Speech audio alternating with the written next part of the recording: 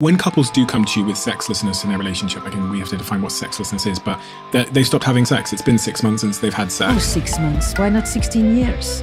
You've had that? 6 months. Yes. I mean, when we talk about a block, a breach, an impasse, a shutdown, we're not talking months. And by the way, this is not people... This is your best friends and you don't know. I asked them and I was shocked. That's why Where Should We Begin became so... People began to see that this is not just some others or just them, that it actually is very common. And so sexlessness is not about frequency, though at some point for some people it means nothing for years.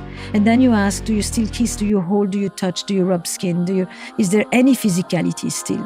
Is there affection that may not be sexual touch, but that is affectionate touch? So you really look at the broad, definition. And then you ask, what is it that you would want? Are you prepared to take the chance? I don't want that. I want to know how I get back from that place, but also I want to know how I avoid getting to that place. It's two separate answers, I guess. There's 16 years in no sex. How do we get back? So first and foremost, maybe this is a place to start. When I think about the conversations I have about sex with the people I work with, individuals or couples, and I think probably the best way for you is to listen to it in the podcast episodes, because you can hear how one begins to have this conversation. It's that sex is not about a 5-minute foreplay that is just in preparation for the real thing. And the real thing in a straight couple is penetration and orgasm, and then it worked. That model, that in the performance model of, with an outcome, is so not what I'm talking about. This is what couples have had for centuries. People have had sex.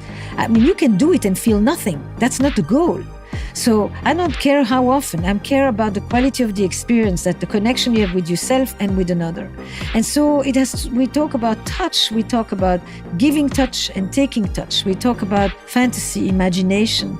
We talk about how do you ask for the things that you like, but that doesn't mean just touch me here, touch me there. It's how do you communicate sexually? What is that translation from Spanish to French? How do you say to somebody, I enjoy this, I would enjoy that more? How do you create a vocabulary that isn't negative and critical and castrating?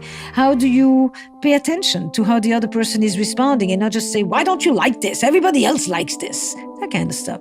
So it's very, very rich, and the definition of sex is really way beyond this.